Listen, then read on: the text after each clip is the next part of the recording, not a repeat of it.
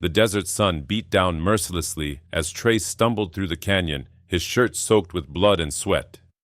His horse had died 2 days ago, and now he was walking straight into Apache territory, the one place no white man dared to go. But Trace had no choice. It was either face the Apache or face Colonel Thornton's bullets. The arrow came without warning, whistling past his ear and embedding itself in the red rock behind him. Trace raised his hands slowly, his legs finally giving out as he collapsed to his knees. "I mean no harm," he called out in broken Spanish, his voice hoarse. "Solo necesito agua." Before we continue this epic Western tale, don't forget to subscribe. Tell us in the comments where you're watching from. It really makes us happy to know. Now, back to Trace's story. Shadows emerged from behind the rocks. 5 Apache warriors, their faces painted for war, their rifles aimed directly at his chest. The tallest one, with a scar running down his left cheek, approached cautiously. He spoke in rapid Apache, words Trace couldn't understand, but the meaning was clear. "You're going to die here, white man." "Espera kunaje," a voice called out.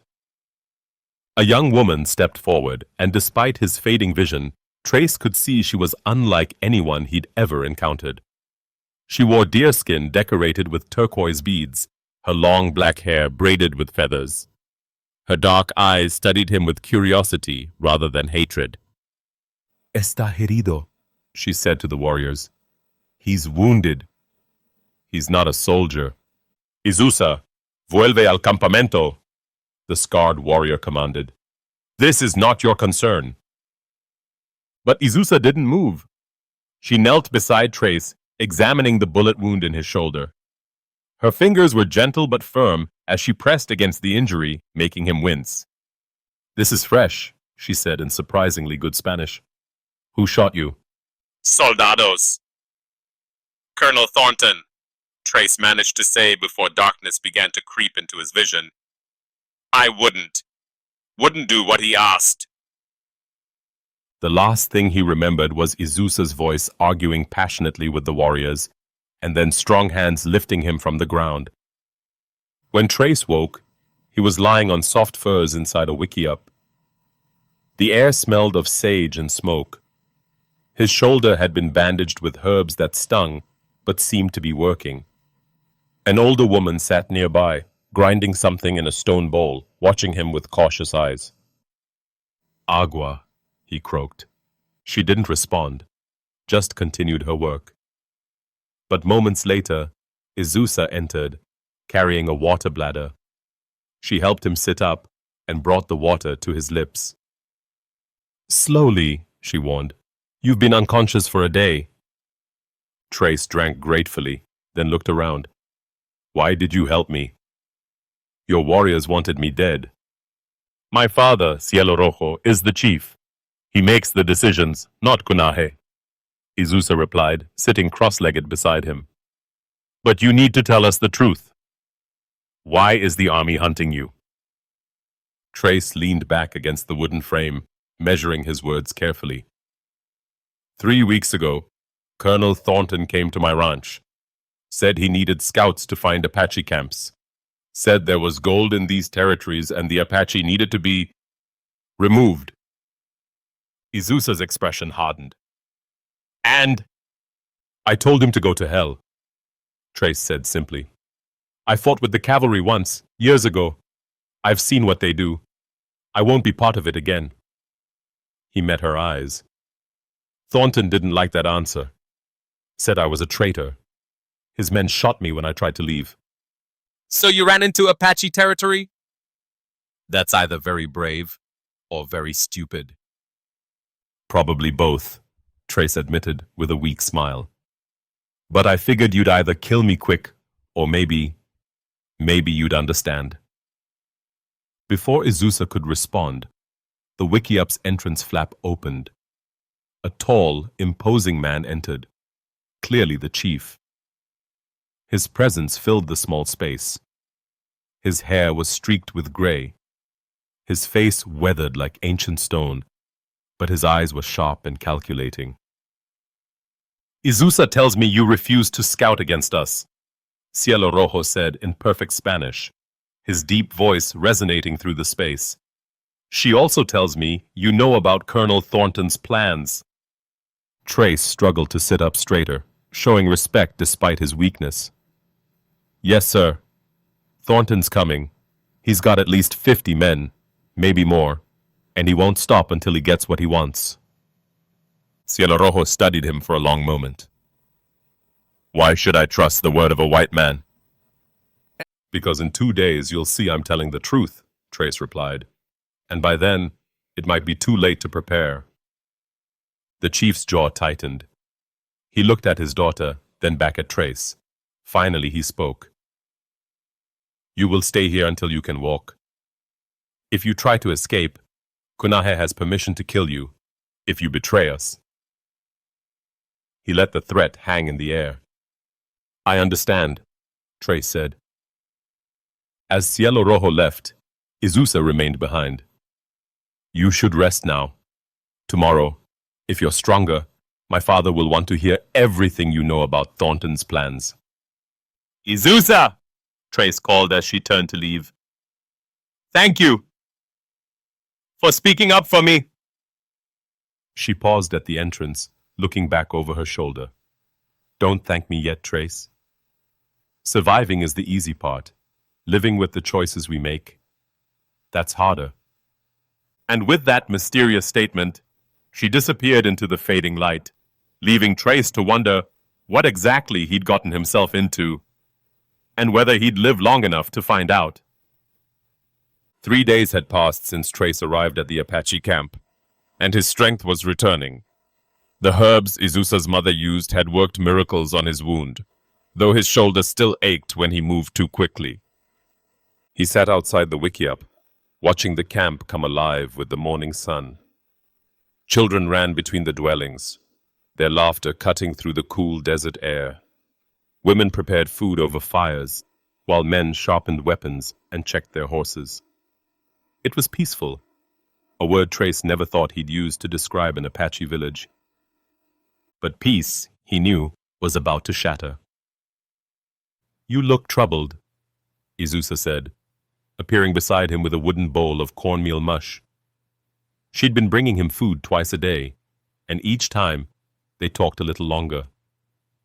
I keep thinking about Thornton, Trace admitted, accepting the bowl. He is not a patient man.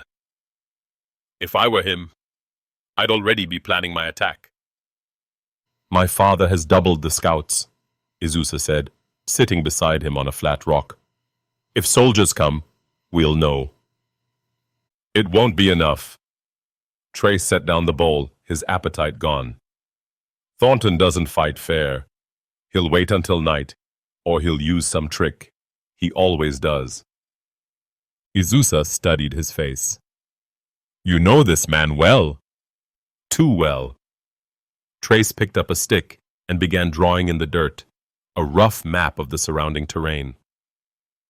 I rode with him for 6 months before I realized what kind of man he really was.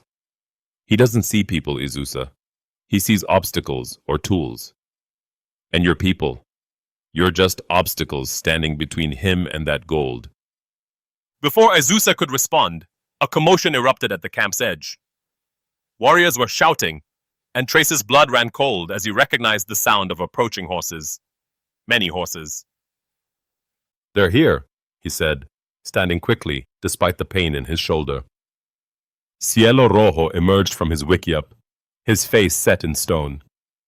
Kunahe ran up to him, speaking rapidly in Apache. The chief's expression darkened with each word. How many? Cielo Rojo demanded in Spanish, his eyes finding Trace. The scout says 40 soldiers, Kunahe translated, his hand on his rifle. They're riding under a white flag. A trap, Trace said immediately. Thornton wants to get close. See your defenses. Count your warriors. Don't let him. Cielo Rojo's jaw clenched. We will meet them at the canyon entrance. Trace, You will come. You know this man's ways. 20 minutes later, Trace found himself riding beside the Apache chief, with Kunahe and 15 warriors flanking them. Izusa had insisted on coming too, along with her sisters Chenoa and Kimi, all three armed and ready. Women shouldn't be here, Kunahe growled in Spanish, clearly for Trace's benefit. These women can outshoot most of your warriors, Kunahe, Izusa replied coolly. And you know it. Despite the tension, Trace almost smiled. He was beginning to understand why Izusa had convinced her father to spare his life. They reached the canyon entrance just as the column of cavalry appeared. At its head rode Colonel Thornton, sitting tall in his saddle, his uniform immaculate despite the desert dust. His cold blue eyes swept over the Apache party and stopped on Trace. Well, well, Thornton said, his voice carrying across the distance. Trace Garrett. I'd heard the coyotes got you. Seems the rumors were wrong. Seems so, Colonel, Trace replied, keeping his voice steady. Thornton's smile didn't reach his eyes. You're looking better than when you left my camp. Apache hospitality must agree with you. He turned his attention to Cielo Rojo. And you must be the chief. I am Colonel Marcus Thornton of the United States Army. I come in peace. Peace? Cielo Rojo's voice was like distant thunder. Men who come in peace don't bring 40 rifles. Protection, Chief. These are dangerous lands. Thornton gestured broadly at the canyon walls. I'm here to offer you a choice. The United States government is prepared to relocate your people to a reservation in the north. Good land, plenty of water, and most importantly, safety. This is our land, Cielo Rojo stated flatly. We don't need your reservation. I'm afraid I wasn't clear, Thornton said, his pleasant tone never wavering. This isn't a negotiation. Surveyors have found significant mineral deposits in this region. The government has decided this land will be open to mining operations. You have 1 week to pack your belongings and prepare to move. Kunahe's rifle came up, but Cielo Rojo raised his hand, stopping him. And if we refuse? Then I will be forced to remove you. Thornton's smile finally faded. By any means necessary. The air crackled with tension.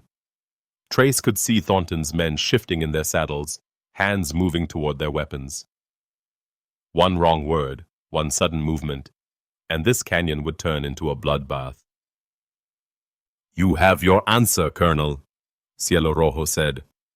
We will not leave. I was hoping you'd say that, Thornton replied, his eyes glinting.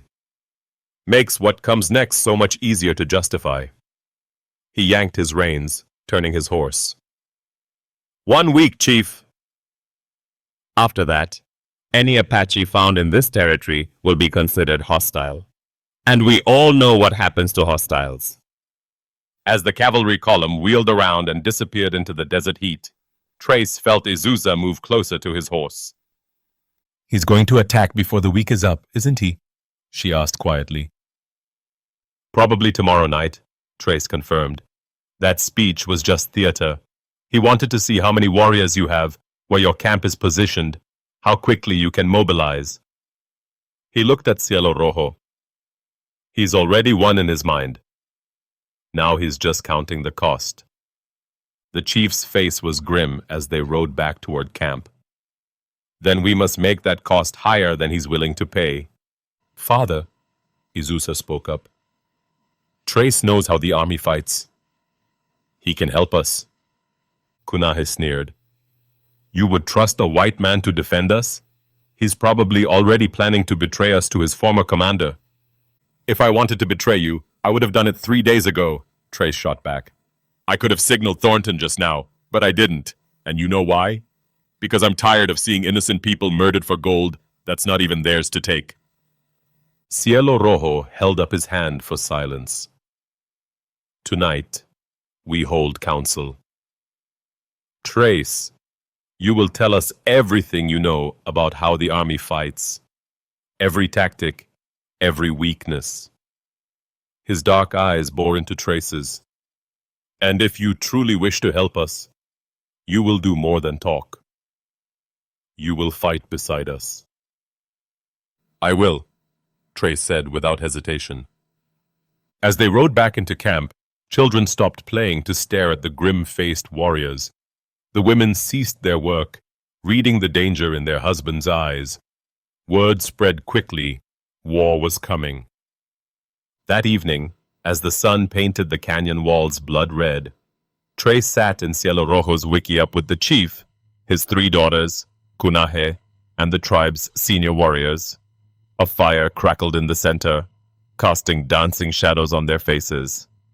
Speak, white man, Cielo Rojo commanded. Tell us how to defeat this army. Trace leaned forward, and as he began to lay out his plan, he saw something shift in the eyes of the Apache warriors. Doubt transformed into possibility, fear into determination. And in Azusa's eyes, he saw something else entirely. Something that made his heart beat faster and reminded him that he wasn't just fighting for redemption anymore. He was fighting for a future he'd never imagined possible. The council fire burned late into the night. Trace used a stick to draw in the dirt, mapping out Thornton's likely strategies, while the Apache warriors leaned in, their initial skepticism gradually giving way to grudging respect. Thornton will split his forces, Trace explained, sketching lines in the sand. He'll send a smaller group to draw your warriors out, make you think that's the main attack. But the real force will circle around through the southern pass and hit the camp while your fighters are engaged. How can you be certain? Cunaje challenged, his arms crossed over his chest. Because it's what he did to the Cheyenne at Beaver Creek and the Lakota at Crow's Ridge. Trace met the warrior's hostile gaze steadily. I was there. I saw what happened when tribes didn't expect it. Cielo Rojo stroked his chin thoughtfully. So we do nothing? Let them come to us? No, Trace said, a slight smile crossing his face. We make him think his plan is working, and then we turn it against him. For the next hour, Trace outlined his strategy. The warriors argued, questioned, and eventually began contributing their own knowledge of the terrain. Azusa sat beside her father, occasionally translating when the discussion shifted to Apache, but mostly watching Trace with those intelligent dark eyes. It's risky, Cielo Rojo finally said. If your timing is wrong, we could lose everything. If we do nothing, you'll lose everything anyway, Trace replied. At least this way, we're fighting on our terms. The chief studied him for a long moment, then nodded. We will do it your way. But Cunaje will lead the warriors. You will stay with me and coordinate the timing. Cunaje looked like he'd swallowed something bitter, but he nodded. If this fails, white man, you'll die before any of us. Fair enough, Trace agreed. As the council dispersed, Azusa touched Trace's arm. Walk with me? They moved through the quiet camp, most families already asleep in their wickiups. The moon hung full and bright overhead, painting everything in silver light. Azusa led him to a small rise overlooking the canyon, where they could see the vast expanse of desert stretching toward the horizon. You didn't have to do this, she said softly. You could have slipped away. Thornton would probably take you back if you told him you were gathering information. Is that what you think I'm doing? Trace asked, surprised by how much her doubt stung. No. She turned to face him, moonlight catching in her hair. But I wonder why you're really here. A white man doesn't usually risk his life for people he doesn't know. Trace was quiet for a moment, watching the stars. 5 years ago, I was part of a cavalry unit that attacked a Cheyenne village. Thornton was our captain then. He told us it was a warrior camp, that they'd been raiding settlements. He paused, his jaw tightening. It wasn't. It was families, elders, women, children. By the time we realized, it was too late. Izusa's hand found his, her fingers warm against his palm. I left the army the next day, Trace continued. Bought a small ranch, tried to forget. But you don't forget something like that when Thornton showed up asking for help to do it again. He shook his head. I couldn't. Not again. So, this is about redemption, Izusa said. Maybe. Or maybe it's just about doing the right thing for once. He looked at her. Your father took a chance on me when he had every reason not to. Your people showed me kindness when they could have shown me a bullet. That means something. My father is a good judge of character, Izusa said. And I... She hesitated, then smiled. I saw something in your eyes that first day. Not just pain or fear, but honor. Even bleeding and half dead, you were honest. Your sisters think I'm crazy, Trace said, trying to lighten the mood. I saw how Chenoa was looking at me during the council. Like I was a scorpion in her boot. Izusa laughed, a sound like water over stones. Chenoa thinks all men are crazy, and Kimi is too young to understand why you're really here. Her expression grew serious again. But I understand, Trace, and I'm glad you stayed. Before Trace could respond, a shout echoed through the camp. They both spun around to see a scout racing in on horseback, his mount lathered with sweat. Father! Izusa called, already running back down the hill. By the time they reached Cielo Rojo's wickiup, warriors were emerging from all directions. The scout, a young man named Swift Fox, was speaking rapidly in Apache, his face urgent. What is it? Trace demanded. Cielo Rojo's expression was grim. Thornton isn't waiting. His soldiers are already moving into position. They'll attack at dawn, less than 4 hours from now. Damn, Trace muttered. He must have scouts watching the camp. He knows we're preparing something. What do we do? Kunahe asked, his earlier hostility replaced by warrior pragmatism. We're not ready. Yes, we are, Trace said, his mind racing. We just have to move faster. Kunahe, get your warriors to the northern ridge now. Don't wait for dawn. Go in darkness. Cielo Rojo, we need every woman and child moved to the cave system you told me about. The caves are 2 hours away, Izusa protested, and the path is dangerous at night. More dangerous than staying here when Thornton attacks, Trace countered. He turned to the chief. Sir, we need to move now. Every minute we waste gives Thornton an advantage. Cielo Rojo nodded slowly. Izusa, take your sisters and organize the evacuation. Swift Fox, ride to the southern camps and warn them. Kunahe .. I know what to do, the warrior said, already moving toward his horse. Come on, Trace. Let's see if this plan of yours actually works. The next 2 hours were chaos. Women gathered children and essential supplies while warriors painted their faces and checked their weapons. Trace helped where he could, his wounded shoulder protesting every movement, but his determination overriding the pain. Izusa appeared beside him as he was helping load supplies onto pack horses. Here, she said, pressing something into his hand. It was a leather cord with a small turquoise stone. What's this? Protection, she said simply. My mother made it. She says you have a good spirit, but good spirits still need help sometimes. Trace tied it around his neck, touched by the gesture. Thank you. Don't thank me yet, Izusa said, echoing her words from days ago. Just come back alive. We have more to talk about. Before Trace could respond, she was gone, helping her younger sisters organize the children for the journey to the caves. As the first group of non-combatants disappeared into the darkness, Trace mounted the horse Cielo Rojo had given him and rode out with Cunaje's war party. 20 warriors, each one a skilled fighter, each one ready to die for their people.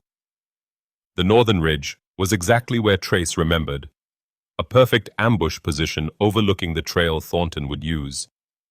The warriors spread out among the rocks, invisible in the pre-dawn darkness. "Now we wait," Cunaje whispered beside Trace. "Now we wait," Trace agreed, his hand resting on his rifle. Below them, somewhere in the darkness, Colonel Thornton and his soldiers were coming. The man expected to find a sleeping camp, easy targets, another easy victory to add to his record. Instead, he was riding into a trap.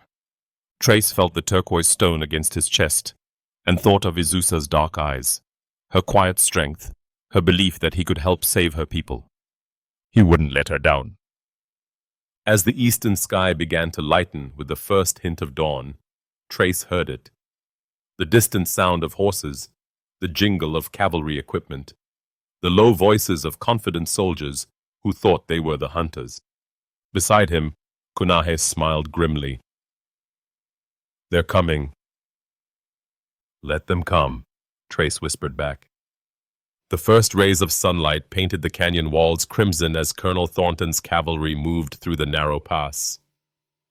40 soldiers rode in 2 columns, their rifles ready, their faces set with grim determination. They expected an easy fight, a surprise attack on a sleeping village. They had no idea they were riding into hell.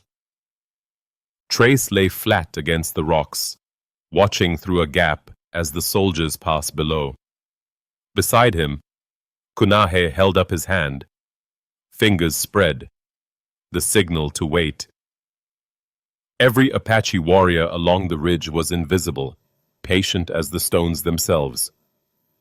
"Steady," Trace whispered, though he knew the warriors needed no reminder. These men had been fighting to protect their land long before he arrived. Thornton rode at the column's center, his back straight, his confidence absolute. Trace could see the anticipation in the colonel's face. He was already counting his victory, already composing the report he'd send to Washington about another successful campaign against the hostile savages. The cavalry reached the kill zone, the narrowest part of the canyon, where the walls rose steep on both sides and the only escape routes were forward or back. Cunaje's fingers curled into a fist. The signal. "Now!" Cunaje shouted in Apache. The canyon exploded with gunfire. Apache warriors rose from behind rocks like spirits, their rifles blazing. The first volley cut through the cavalry ranks like a scythe through wheat. Soldiers fell from their saddles, horses screamed and reared, and the disciplined columns dissolved into chaos. "Ambush!"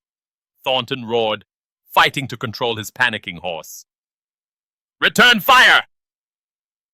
Get to cover!" But there was no cover. Trace had chosen this spot precisely because of that. The soldiers were trapped in a shooting gallery, with Apache marksmen on both sides and nowhere to hide. "Fall back!" a lieutenant shouted, trying to organize a retreat. That's when the second part of Trace's plan kicked in. From the canyon's rear, where the cavalry had entered, more Apache warriors appeared, blocking the escape route. Led by Swift Fox, they fired volley after volley into the confused soldiers. "They're behind us too!" a soldier screamed. Thornton's tactical mind was already working. "Forward! Push through to the village! It's our only chance!" The remaining cavalry, maybe 30 men now, spurred their horses toward the canyon's far end, toward where they thought the Apache camp would be undefended. Bullets whistled past them, soldiers continued to fall, but Thornton drove them forward with curses and commands. "Let them go!" Trace shouted to Cunaje. "Let them think they're escaping!" The Apache fire slackened just enough for Thornton's force to burst out of the canyon and onto the open plateau where the village stood. The colonel pulled up short, his remaining men forming a ragged line behind him. The camp was empty. Every wickiup stood abandoned. Cooking fires had been scattered and covered. Not a single person remained. Not a warrior, not a woman, not a child. Just empty dwellings and the whisper of wind through the canyon. It's a trap, Thornton said, his voice cold with realization. Fall back! Back to... His words were cut off by war cries from 3 directions. Apache warriors poured out from positions they'd taken during the night, from behind wickiups, from rocky outcroppings, from trenches covered with brush. And this time, they weren't just shooting from a distance. This time, it was hand-to-hand combat. Kunahe led the charge, his war cry echoing off the canyon walls. Trace was right behind him, his rifle empty now, a borrowed tomahawk in his hand. A soldier turned toward him, raising his pistol, but Trace was faster. A quick strike disarmed the man, and a second blow sent him to the ground. Around him, the battle raged. Apache warriors fought with the fury of men defending their homes, their families, their very existence. The cavalry, for all their training and equipment, were unprepared for this kind of fight. They'd expected to massacre villagers, not face seasoned warriors who knew every inch of this terrain. Trace saw Thornton through the dust and chaos. The colonel had dismounted, his saber flashing in the morning sun as he fought off 2 Apache warriors. Even in the midst of defeat, the man was a skilled fighter. Trace had to give him that. "Thornton!" Trace shouted, pushing through the melee toward his former commander. The colonel's head snapped around, his eyes widening in recognition. "Garrett! I should have known you were behind this." "You should have left when you had the chance!" Trace shot back, raising his tomahawk. They came together in a clash of weapons. Thornton's saber rang against Trace's tomahawk, the impact sending shocks up Trace's wounded shoulder. He gritted his teeth against the pain, knowing that any sign of weakness would be fatal. "You're a traitor," Thornton snarled, pressing his attack. "You've betrayed your own kind." "My kind?" Trace parried another strike. "You mean murderers? Then yeah, I'm happy to betray them." Around them, the battle was turning decisively. The cavalry was breaking, soldiers throwing down their weapons and raising their hands in surrender. Swift Fox and his warriors had cut off any retreat, and the Apache had taken control of the cavalry's horses. But Thornton wasn't finished. He feinted left, then struck right, his saber slicing across Trace's arm. Blood flowed, but Trace didn't step back. Instead, he stepped inside the colonel's guard, and brought the tomahawk's handle up hard against Thornton's jaw. The colonel staggered, and Trace kicked his legs out from under him. Thornton fell hard, his saber skittering away across the rocky ground. Trace stood over him, breathing hard, the tomahawk raised for a killing blow. "Do it," Thornton spat, blood on his lips. "Finish it, if you've got the courage." Trace looked down at the man who had haunted his nightmares for 5 years. The man responsible for so much death, so much suffering. It would be so easy. One strike, and all that evil would be gone. But then, he heard Azusa's voice in his memory. "I saw something in your eyes. Honor." "No," Trace said, lowering the weapon. "You're going to live, Thornton. You're going to go back to your commanders and tell them what happened here. Tell them the Apache of Red Canyon aren't victims anymore. Tell them we fight back." "We?" Thornton laughed bitterly. "You think they'll accept you? You're still a white man, Garrett. You'll never be one of them." Before Trace could respond, Kunahe appeared, his rifle pointed at Thornton's head. "The battle is over. We have 15 prisoners. The rest are dead or fled." His eyes moved to Trace. "What do we do with this one?" Cielo Rojo walked through the scattered bodies and surrendered soldiers, his face showing the weariness of a man who had seen too much death. He looked down at Thornton, then at Trace. "My daughter spoke for you once, and she was right," the chief said. "Now you speak. What should we do with your former colonel? Trace met Cielo Rojo's eyes. Send him back. Strip him of his weapons, his horse, everything. Let him walk back to his fort and explain how he lost to the people he thought were savages. Sometimes humiliation is a stronger weapon than death. Thornton's face flushed with rage, but he said nothing. Cielo Rojo nodded slowly. It will be done. He turned to Cunaje. Strip them all. Give them water for 1 day's journey. Then release them. If they return, we will not be so merciful. As warriors moved to carry out the orders, Trace felt the adrenaline draining from his body, leaving only exhaustion and pain. His wounded shoulder was bleeding again, his arm needed stitching, and he was fairly certain he'd cracked a rib. Trace! He turned to see Izusa running toward him, her sisters behind her. The women and children had returned from the caves now that the battle was over. Izusa's eyes took in his wounds, and her face filled with concern. You're hurt, she said, her hands already examining his injuries with practiced efficiency. I'll live, Trace managed, trying to smile. Your plan worked. We won. Our plan, Izusa corrected, beginning to guide him toward her mother's healing wickiup. And the battle is won, but the war isn't over. Thornton will send word. More soldiers will come. Let them come, Trace said, surprised by his own conviction. We'll be ready. As Izusa helped him walk through the camp, past celebrating warriors and relieved families, Trace caught Cielo Rojo watching him. The chief nodded once, a gesture of respect, perhaps even acceptance. For the first time in 5 years, Trace felt like he might actually deserve it. 3 days after the battle, the Apache camp had returned to something resembling normal life. The wounded were healing, the dead had been honored, and the captured cavalry weapons had been distributed among the warriors. But everyone knew this peace was temporary. Eventually, the army would return with more men, more guns, more determination. For now, though, there was celebration.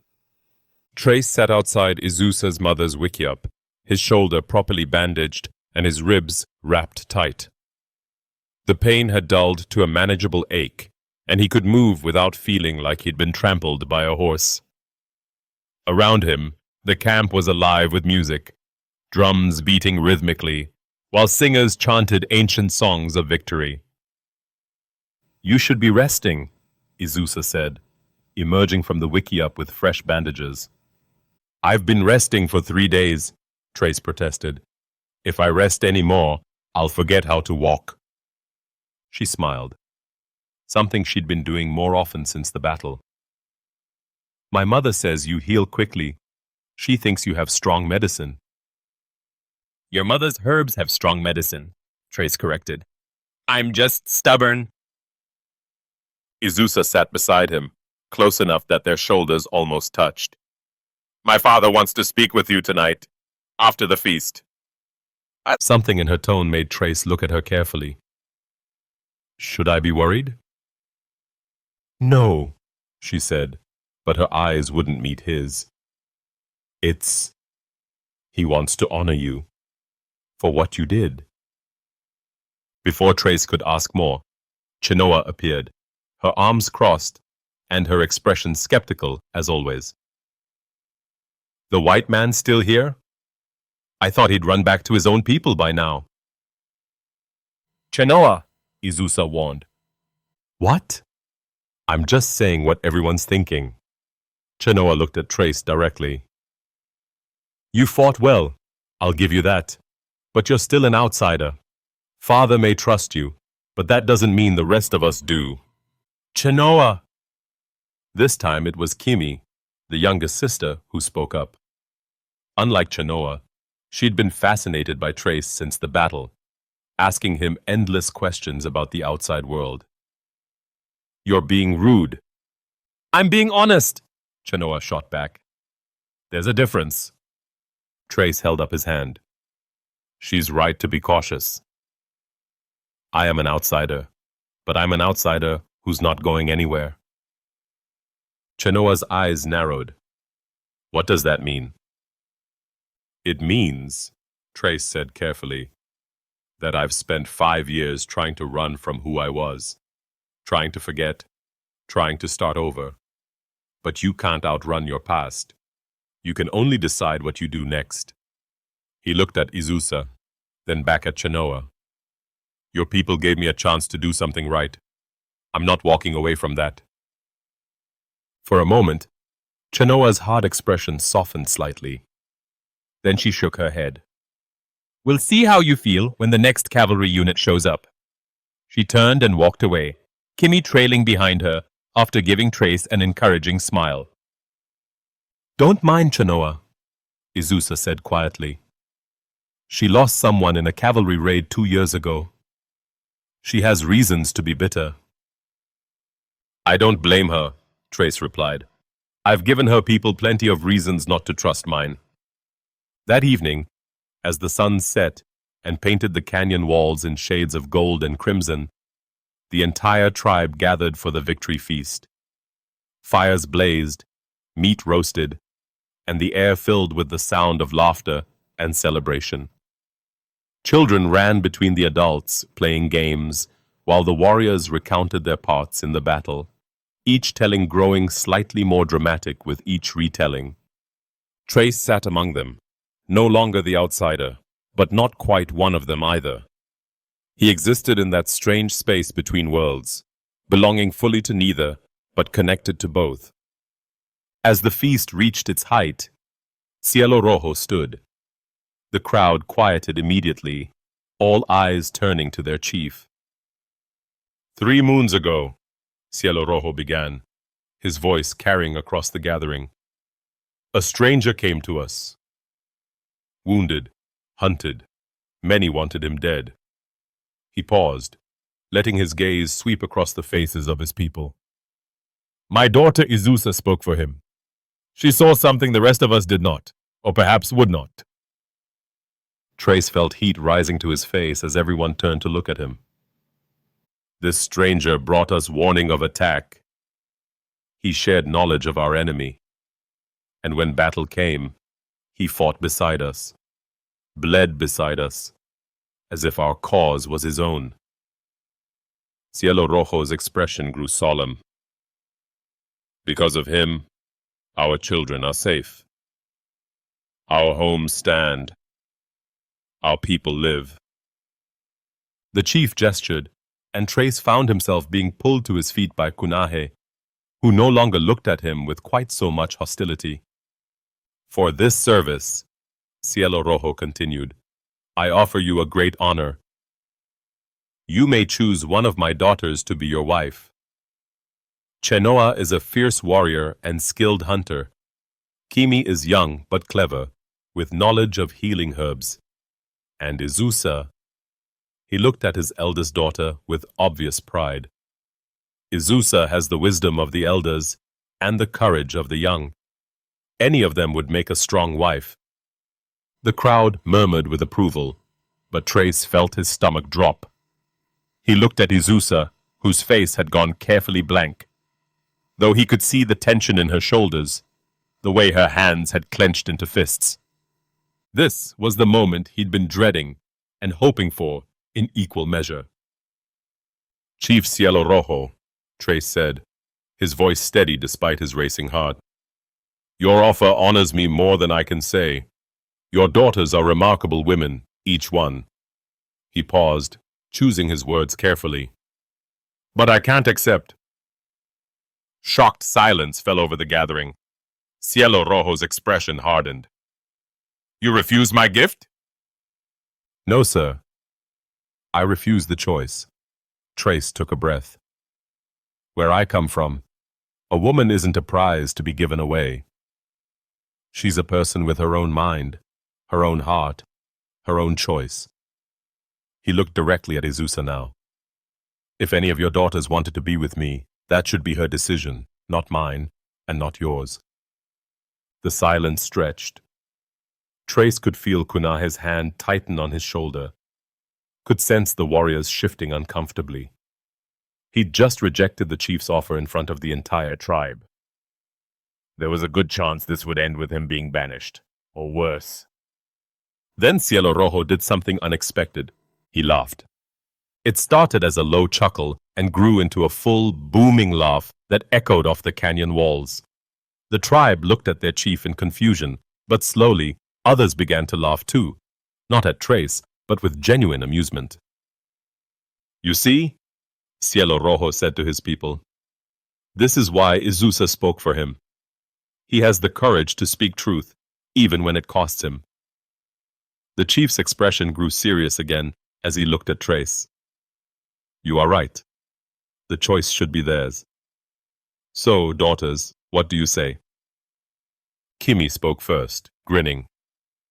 I think Trace is brave and kind, but he's too old for me. I want to marry a warrior my own age someday. Chenoa stepped forward, her expression softer than Trace had ever seen it. I judged you harshly, white man. You've proven yourself in battle and in character. But my heart belongs to another. A warrior who fell 2 winters ago. I'm not ready to let him go. That left Izusa. She stood slowly, and Trace's breath caught. In the firelight, she looked like something from a dream, strong and beautiful, fierce and gentle all at once.